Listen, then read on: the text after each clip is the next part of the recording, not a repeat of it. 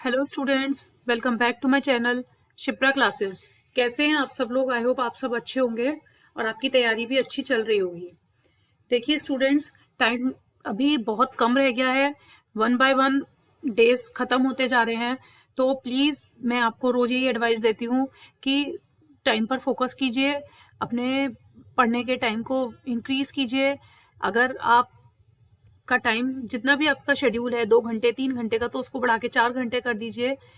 जितना भी आपको टाइम मिल रहा है, कहने का मतलब ये है कि जितना भी आपको टाइम मिल रहा है, मैक्सिमम टू मैक्सिमम आप कोशिश कीजिए कि आप अपनी स्टडी पर फोकस कर पाएँ, क्योंकि दिसंबर में एग्ज़ाम है तो टाइम बहुत ज़्यादा कम है और आपको बहुत ज़्यादा पढ़ने की अभी ज़रूरत है। तो जैसा कि आप सभी को पता है कि हम रिसर्च एप्टीट्यूड हमने स्टार्ट कर दी है अपनी यूनिट, और रिसर्च एप्टीट्यूड के बारे में थोड़ा बहुत मैंने आपके साथ डिस्कस किया था। मैंने आपको कुछ टाइप्स बताए थे रिसर्च के, तो उन्हीं कुछ टाइप्स में से 2 टाइप्स मैं आप लोगों के लिए आज लेकर आई हूँ, जो मैं आपके साथ डिस्कस करने वाली हूँ, which is quantitative research and the qualitative research. ये दोनों के बारे में हम पढ़ेंगे, समझेंगे और इन दोनों के बीच का डिफरेंस भी जानने की कोशिश करेंगे। आई होप आपको सब समझ में आएगा, और अगर कहीं कुछ कमी रह जाती है तो प्लीज़ मुझे सजेस्ट कीजिए और कमेंट करके बताइए। चलिए स्टार्ट करते हैं हम अपना आज का डिस्कशन। देखिए, हमने रिसर्च एप्टीट्यूड में पढ़ा था कि रिसर्च क्या होता है। नेवर एंडिंग प्रोसेस होता है, जो कभी ना खत्म होने वाला प्रोसेस होता है, उसे हम बोलते हैं रिसर्च एप्टीट्यूड। तो रिसर्च करने के लिए हमें कई टाइप्स की ज़रूरत होती है, अलग अलग टाइप्स की ज़रूरत होती है। मैंने आपके साथ 20+ टाइप्स डिस्कस किए थे, मीन्स उनके नाम आपको बताए थे। अभी हमने इनके बारे में ज़्यादा डीप में स्टडी ज़्यादा किया, अभी हमने इनके बारे में स्टडी डिस्कशन नहीं किया है। तो आज मैं आप लोगों के लिए लेकर आई हूँ quantitative research and the qualitative research, which is very important for the exam point of view. तो आपको इसे पढ़ना बहुत ज़रूरी हो जाता है। तो लेट्स स्टार्ट अवर डिस्कशन। देखिए, ये है difference between the quantitative research and the qualitative research. सबसे पहले हम इसका मीनिंग जानने की कोशिश करेंगे। देखिए, क्वांटिटी और क्वालिटी, इससे आपको क्लियर हो रहा होगा। तो क्वांटिटी क्या क्लियर हो रहा है कि क्वांटिटी जहाँ पर हम न्यूमरिक वैल्यू की बात करेंगे, और क्वालिटी जहाँ पर हम थ्योरेटिकल वैल्यू की बात करेंगे।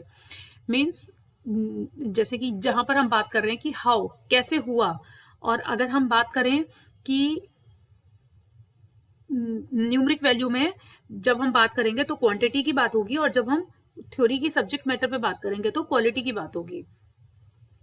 पहले हम इसके थोड़े से एग्जाम्पल समझते हैं, पॉइंट समझते हैं, तब हमें ज़्यादा अच्छे से समझ में आएगा। क्वांटिटेटिव रिसर्च वो रिसर्च होती है जो फिक्स्ड होती है, रिजिड होती है। अब जैसे सपोज टू बी आपने कोई रिसर्च की जो किस नेचर में है, which is in quantity in nature, तो वहाँ पर जो भी कोई आपका रिसर्च करने के बाद में जो न्यूमरिक वैल्यू आपको मिलेगी वो फिक्स्ड होगी, उसे आप ऊपर नीचे नहीं कर सकते हैं। वो रिजिड और फिक्स्ड मीनिंग एक ही है। तो इट मीन्स आप उसको उसके साथ कुछ उसकी वैल्यू को चेंज नहीं कर सकते, क्योंकि वो न्यूमेरिकल में जो रिसर्च निकल कर आई है वो ही फाइनल होगी। तो इसलिए वो क्या होती है, न्यूमेरिकल डेटा होती है, फिक्स्ड एंड रिजिड होती है। इसी तरीके से अगर हम क्वालिटी में देखें तो क्वालिटी फ्लेक्सिबल होती है। अगर हमने सपोज टू भी कोई रिसर्च करी है जो which is quality in nature, qualitative in nature, तो जो भी कंक्लूजन हमारा निकल कर आया है तो उसके बारे में हमें कुछ लिखना है तो हम उसको चेंजेस कर सकते हैं, वो फ्लेक्सिबल होती है, जो कि नॉन न्यूमरिक डाटा में होती है। अगर कोई वैल्यू न्यूमरिक डाटा में है तो वो फिक्स्ड और रिजिड रिसर्च में आएगी, विच इज़ क्वांटिटेटिव रिसर्च। और अगर कोई रिसर्च आपकी नॉन न्यूमरिक डाटा है, it means it is a flexible research and the comes under the qualitative research. इसी तरीके से जैसे क्वांटिटेटिव रिसर्च और क्वालिटेटिव रिसर्च होती है, इसी तरीके से हमारे पास एक प्रोबेबिलिटी सैम्पलिंग होती है, एक नॉन प्रोबेबिलिटी सैम्पलिंग होती है। प्रोबेबिलिटी कि किसी के होने की चांसेस कितने ज्यादा हैं, और नॉन प्रोबेबिलिटी जिसके होने के कोई चांसेस ही नहीं है। मीन्स कि हमें पता है कि हाँ, अगर हेड और टेल है तो या तो हेड आएगा या टेल आएगा, तो 2 ही पॉसिबिलिटी है हेड और टेल आने की, तो प्रोबेबिलिटी वहां पर 2 हो जाती है। और नॉन प्रोबेबिलिटी जहां पर प्रोबेबिलिटी है ही नहीं किसी भी चीज की, कुछ भी हो सकता है, it means flexible in nature. तो प्रोबेबिलिटी तो रिजिड है कि हेड आएगा या टेल आएगा, हमें पता है कि 2 ही पॉसिबिलिटी है, 2 ही प्रोबेबिलिटी है। अगर हम हेड एक सिक्का उछालते हैं तो हमारे पास 2 ही चीजें आती हैं, हेड आता है या टेल आता है, तो वो प्रोबेबिलिटी सैम्पलिंग में होगी। और नॉन प्रोबेबिलिटी सैम्पलिंग में जिसमें हमारे पास कोई प्रोबेबिलिटी नहीं है किसी भी चीज की। क्वांटिटेटिव रिसर्च लार्ज सैंपल्स पे की जा सकती है, but qualitative research small samples पे की जाती है। रिव्यू ऑफ लिटरेचर किसमें हम कंसीडर करते हैं, क्वांटिटेटिव रिसर्च में। But in qualitative research no role of literature review. Literature review का क्वालिटेटिव रिसर्च में कोई रोल नहीं होता। देखिए ये बहुत इंपॉर्टेंट पॉइंट है क्वांटिटेटिव और क्वालिटेटिव रिसर्च का। कैसे? एग्जाम में ये क्वेश्चन पूछा जाता है कि रिव्यू ऑफ लिटरेचर किस रिसर्च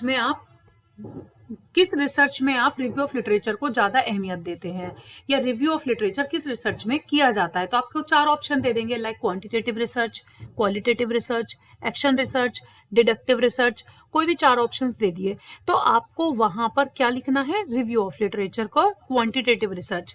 अगर डिडक्टिव रिसर्च भी वहां है, क्योंकि डिडक्टिव रिसर्च भी हमारी क्वांटिटेटिव रिसर्च में आती है, लेकिन क्वांटिटेटिव रिसर्च के अंदर आती है डिडक्टिव रिसर्च। तो इट मीन्स अगर रिव्यू ऑफ लिटरेचर आपसे पूछा जाता है तो आपका आंसर क्या होगा? Quantitative research, because deductive research comes under the quantitative research.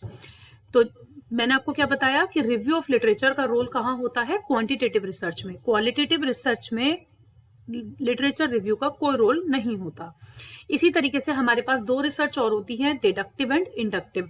तो डिडक्टिव रिसर्च हमारी क्वांटिटेटिव रिसर्च में आती है और इंडक्टिव रिसर्च हमारी क्वालिटेटिव रिसर्च में आती है। डिडक्टिव और इंडक्टिव ये दोनों रिसर्च भी मैं आपके साथ डीपली डिस्कस करूंगी। वैसे मैंने इसको पहले की अपनी वीडियो में भी डिस्कस कर रखा है, बट मैं आपको दोबारा से इसके बारे में और डिस्कशन करेंगे हम। Tables and graphs are frequently used to present the results. आपको कोई रिजल्ट अगर प्रेजेंट करना है तो क्वांटिटेटिव रिसर्च में हम किस तरीके से यूज करते हैं? टेबल्स एंड ग्राफ्स के द्वारा।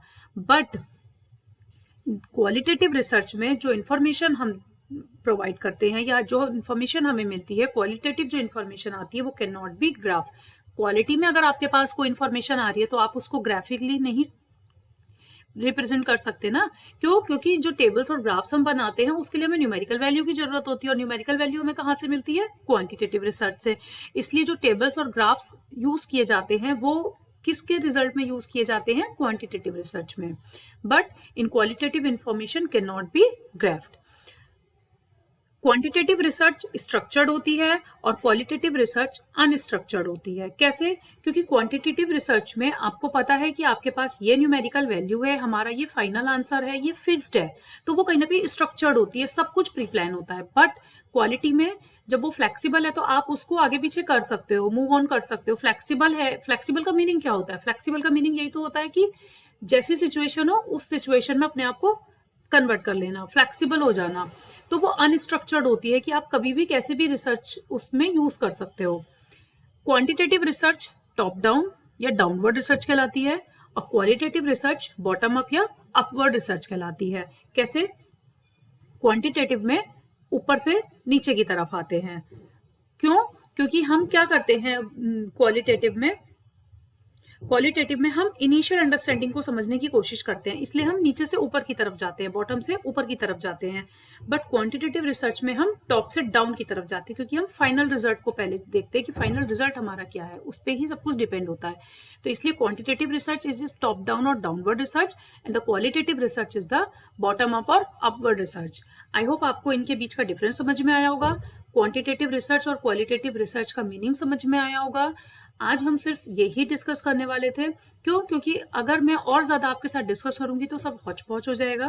तो आप पहले पढ़िएगा, अगर आपके पास बुक्स हैं, आपके अपने नोट्स हैं, कुछ भी है रिगार्डिंग क्वांटिटेटिव और क्वालिटेटिव रिसर्च, अदरवाइज गूगल तो है ही, तो आप उसमें भी सर्च कीजिएगा। आपको क्वांटिटेटिव रिसर्च और क्वालिटेटिव रिसर्च से रिलेटेड काफी सारे रिलेटेड टर्म्स आपको मिल जाएंगे, जैसे कि पॉजिटिविज्म और पोस्ट पॉजिटिविज्म। ये भी बहुत इंपॉर्टेंट टॉपिक है for the exam point of view, वो भी मैं आपके साथ डिस्कस करूंगी। तो ऐसे ही पॉजिटिविज्म जो आता है वो क्वांटिटेटिव में आता है, और पोस्ट पॉजिटिविज्म जो है वो क्वालिटेटिव में आता है। क्वालिटेटिव में हम कोई भी नया आइडिया डिस्कवर करते हैं, और क्वांटिटेटिव में हम फाइनल रिजल्ट से पहले अपनी स्टार्ट करते हैं, फाइनल रिजल्ट को हम चेक करते हैं, बट उसमें इनिशियल आइडिया को देखा जाता है क्वालिटेटिव में, और क्वांटिटेटिव में हमें फाइनल रिजल्ट को देखा जाता है। उसे हम क्वांटिटेटिव रिसर्च को ऑब्जेक्टिव रिसर्च भी बोलते हैं और क्वालिटेटिव को सब्जेक्टिव रिसर्च भी बोलते हैं। बहुत सारे टर्म्स ऐसे हैं जो इन दोनों के बीच के डिफरेंस को क्लियर करते हैं। कुछ टर्म्स मैं आपके लिए लेकर आई हूँ जो इंपॉर्टेंट एग्जाम में पूछे जाते हैं, तो इसलिए आपसे यही कहूंगी कि प्लीज फोकस कीजिए। जिस टॉपिक को आप जितना ज्यादा स्टडी करेंगे, आपको उस टॉपिक के बारे में उतना ज्यादा क्लियर होता चला जाएगा। तो उससे रिलेटेड अगर एग्जाम में कोई भी क्वेश्चन आता है तो आपका गलत होने के चांसेस बहुत कम हो जाते हैं। तो इसलिए पढ़ते रहिए और कंटिन्यू वीडियोस मैं डाल रही हूँ आप लोगों के लिए, जो भी मुझे इम्पोर्टेंट लग रहा है। रिसर्च की यूनिट से आपको कोई भी अगर टॉपिक डिस्कस करना है या कोई भी टॉपिक आप पढ़ना चाहते हैं तो प्लीज़ मुझे कमेंट करके बताइए, मैं उस टॉपिक को भी आप लोगों के लिए लेकर आऊँगी। और वीडियोज़ अगर आपको पसंद आ रही हैं तो लाइक शेयर एंड सब्सक्राइब करते रहिए। And thank you for watching.